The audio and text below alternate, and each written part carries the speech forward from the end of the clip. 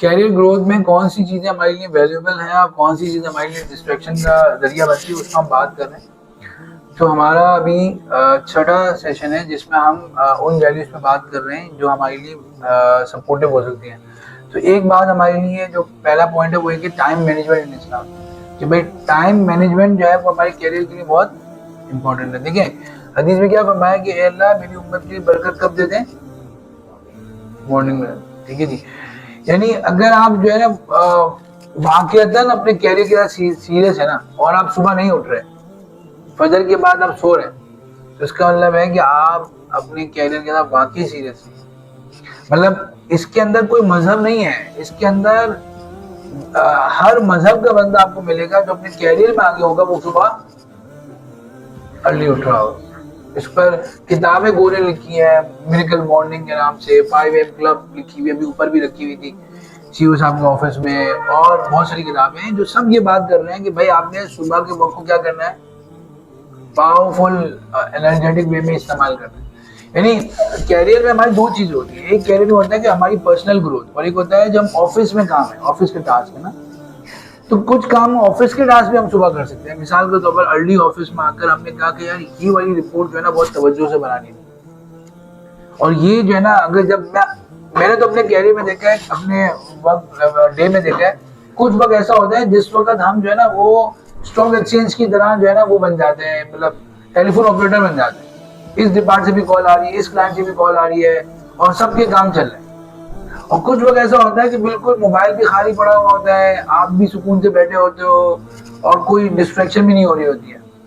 अब हम अगर वक्त के डायनामिक्स को लेके देख के नहीं चलेंगे ना, मिसाल के तौर पर जो है ना वो ट्रैफिक पुलिस वाला जब वो ट्रैफिक को कंट्रोल कर रहा होता है तो उसका डायमेंशन काम करने का बिल्कुल अलग होता है, और जब वो घर में सुकून से अपने बेड पे लेटता होगा तो क्या वो उस वक्त भी इतना अलर्ट होकर बैठता है? नहीं, हर एक का काम अलग होता है। तो इसी तरह हमें हमारे भी आपके भी डेली जो साइकिल होता होगा उस वक्त किसी वक्त ऐसा होता होगा जो काम एकदम हर जगह से आ रहा होता होगा, कॉलें आ रही है, ये भी आ रही है, लाहौर से भी फोन आ रहे हैं, और कुछ वक्त ऐसा होता होगा जिसमें आपका काम इतना नहीं होता।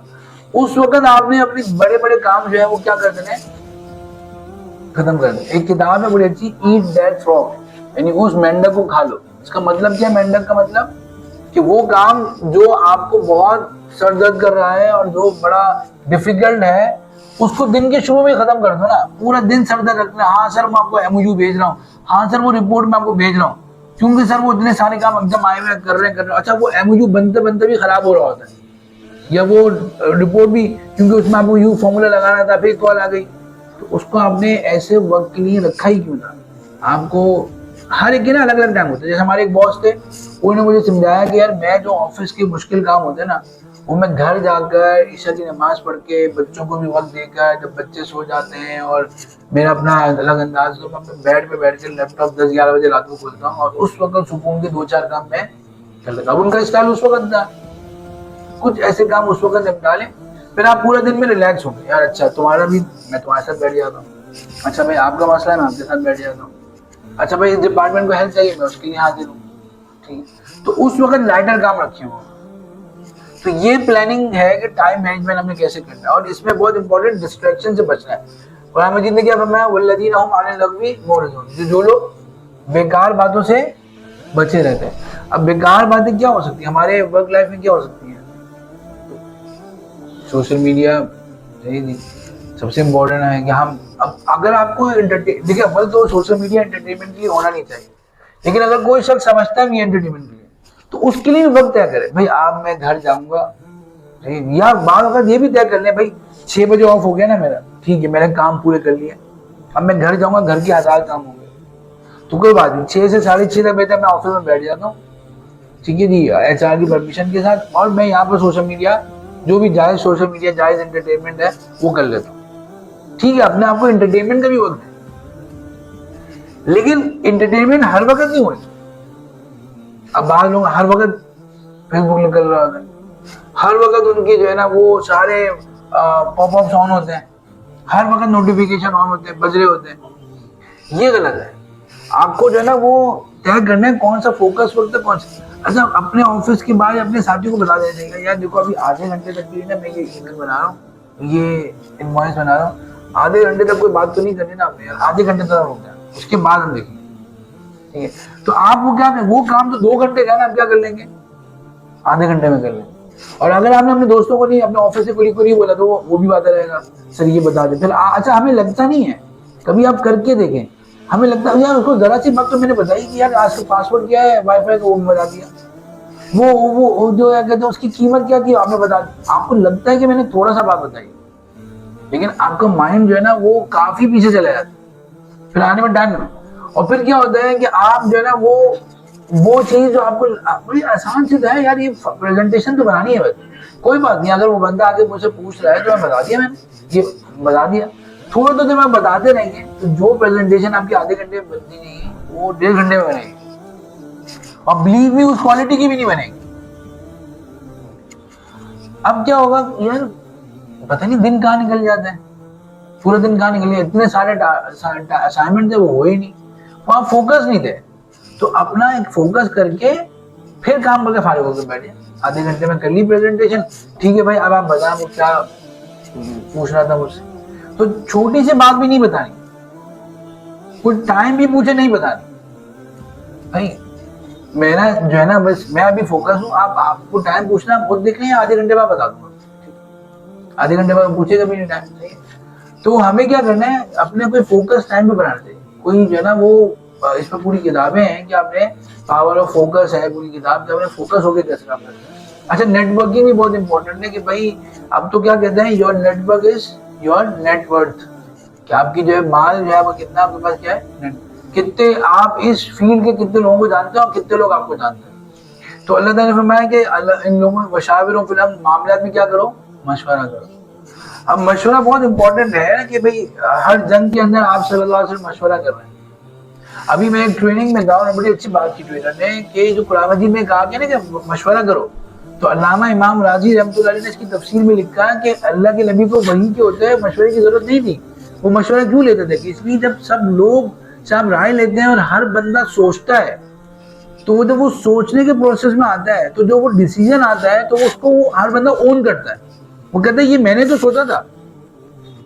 और एक एक आप उसको बता दें भाई आज से वक्त तय हो गया भाई, एक आपने ऑफिस में तय करना था कि अब जो है गर्मियां हो गई हैं तो हमें जो है ना वो सुबह का टाइम अर्ली करना चाहिए या देर का ही रखना चाहिए। तो एक में एचआर ने ईमेल कर दी कि भाई हमसे अर्ली आवर्स होंगे, 8 बजे आएंगे। एक भाई एचआर ने सबको बिठा के पूछा कि क्या हमारी प्रोडक्टिविटी कैसे बेहतर हो जाएगी अगर हम अर्ली कर लेंगे। तो जब सब लोगों ने राय दी और सोचा तो वो जब फैसला आएगा वो क्या करेंगे, सब उसको ओन करेंगे।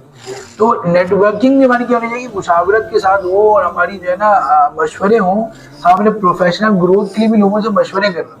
मतलब बाद में ऐसा होता है कि किसी एक गुरु से आप मिल गए, वो मशवरा देता है जो आपको 20 किताबों में भी नहीं मिलता कैरियर के लिहाज से। तो हमारी कोई मेंटोर होने चाहिए। इसमें भी बहुत इंपॉर्टेंट बात है, एक साहब मुझे मेरे कैरियर के लिहाज से मशवरा देने लगे, तो मैंने कहा कि आपकी बात बहुत अहम है, लेकिन मसला ये कि मेरे कैरियर के लिहाज से मेरा एक मेंटोर है, मैं उससे मशवरा करके चलता हूँ। क्योंकि अगर मैं सबकी सुनूं तो सब मुखलिस होंगे मेरे लिए, लेकिन फिर मैं कोई एक फोकस बात नहीं कर सकूंगा। तो भाई आपका भी अपने कैरियर में मेंटोर होना चाहिए। भाई मैं एचआर का हूँ, मेरे एचआर में पाकिस्तान में ये बंदा है जो दीनदार भी है और एचआर का बहुत एक्सपर्ट भी है। मैं हफ्ते में एक दफा जाता हूँ, कभी आम ले जाता हूँ, उसके बाद कभी कोई तोहफा ले जाता हूँ, ठीक है जी, और उससे मैं बात करता हूँ, मशवरा करता हूँ कि भाई कैसे आगे बढ़ना है, मैं यहाँ पहुंच गया हूँ, आगे क्या करना है। या दुनिया में कोई मैं मेंटोर है जिसको मैं सुनता हूँ सोशल मीडिया पे, वो दीनदार भी है और अपने फील्ड का एक्सपर्ट भी है। अब मसला ये होता है या तो हमारा कोई मेंटोर नहीं होता या दुनिया का हर जगह हमारा मेंटोर होता है। यार तुमने एमबीए फाइनेंस में क्यों कर लिया?